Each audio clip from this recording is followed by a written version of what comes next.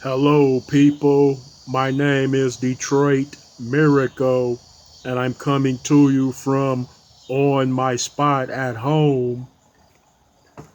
Okay, well, it seems as though that Kim Kardashian sex tape has come up again in discussions. Yep, every time that sex tape comes up, it seems like Kim Kardashian generates another few $100 million to her existing net worth. Look, people, her and Ray J were consenting adults when they made that tape, what, 10 years, 15 years ago? So big deal. There are many consenting adults that choose to have sex with one another, and some of them even consent to make a homemade sex tape.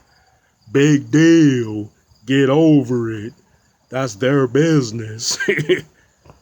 Anyway, Ray J has been making all types of claims and accusations that somehow the mother manipulated him and Kim into making two sex tapes, and then they said the mother sat back and watched both of them to try to determine which one they would release. Can you imagine that? That's sort of real weird, strange, and awkward. A mother watching her daughter have sex on camera.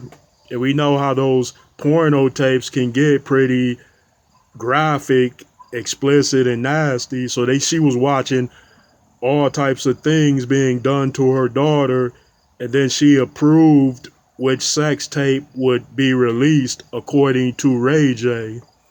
Wow, that's strange. And you know what? I have to hand it to the mother if that's true, because she has been proven to be a marketing genius. Look at the family's net worth entirely. If you add it all together, not counting Kanye West, her family is worth at least a few $1 billion. So give your hands to the mother, applaud her. She's smart, she's brilliant, she's genius, and she's ingenuitive. Yeah.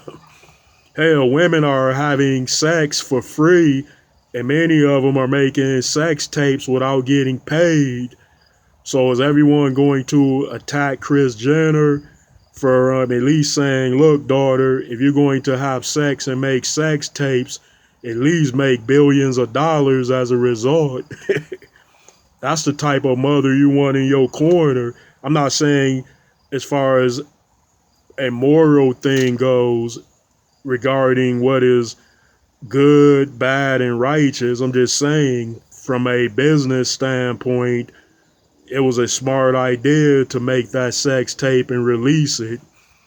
And Ray J signed off on it. He agreed to it. Now, apparently, after all of these years, Ray J is on a rant. He's raving and ranting and screaming on social media and saying all of this, but it's an old dead subject, Ray J. People don't want to hear about that sex tape. Hey, I can't even make it in a singles bar with all them lovely ladies. No, I'm just joking. I have one important woman in my life. I mean, what at this point in my life, what do I care if somebody else makes a sex tape with a beautiful woman? I'm not trying to play or hate Ray J, but I'm saying, hey man, good for you. You made the tape with her. She's a very beautiful woman, and you got to have all that fun with her. Many men envy you for that. Yeah, there are guys that would have gave their left testicle to be able to be with Kim K and do all of that freaky stuff with her on tape or off of tape. Yeah. So, buddy, tip your cup up and say thank you, and feel very privileged and fortunate to have been in that position. But don't rant and rave over it now. Man, I feel like you think you should have gotten a bigger cut of the proceeds from the sales of that tape, And you're probably right. You should have, because you and your sister have a lot going on for yourselves in the entertainment industry, or you did at that particular time back in the day. But things as far as making sex tapes and all of that, it sort of looks like the guy is exploiting the woman rather than the other way around. Yeah.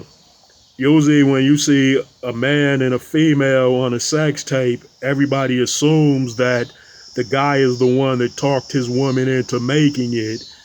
And then she will later get on camera crying about it and, you know, crying her eyes out and saying, "Oh, I feel so used. He made me do it. He talked me into it. I was trying to make," you know how that goes. So it makes the guy look bad. It makes him look like a corrupter, a pimp, an exploiter, a user, that sort of thing. But on some cases, and a lot of those such things, the woman is the one that suggested doing the sex tape, or she would be the one that would talk the guy into making that tape. Yeah, there's a lot of freaky women out there. They're bona fide sex maniacs and freaks, and they like being on camera while doing it like that. Yeah, they like their exploits to be videotaped. And on the other hand, there are a lot of freak nasty guys out there that like being videotaped while having sex. Now, me, on the other hand, I don't really like that. And not because of my love handles, but rather I don't feel comfortable putting my most intimate moments on display for the general public. I just don't feel comfortable doing that. Now, if there were three very sexy women that kidnapped me and made me make the tape, then I would have no choice but to go through with it. You know, I would say, look, I was held captive and they made me do it. you know, yeah, life is crazy like that. Okay, let's do the numbers, people. Ray J seems to be upset right now, but he is said to be worth something like $14 million. So there's not going to be too many people who would feel sorry for him. And of course, we know Kim Kardashian's situation. She's worth well over $1 billion, something like 1,400,000,000, give or take a few bucks. So she's good too, I'm saying, get over that, people. Get over that tape. I don't really care about them making a sex tape. Hey, I wasn't the one that Kim K chose to be in that tape with. So why would I care about it? I guess life is crazy that way, and then it's not.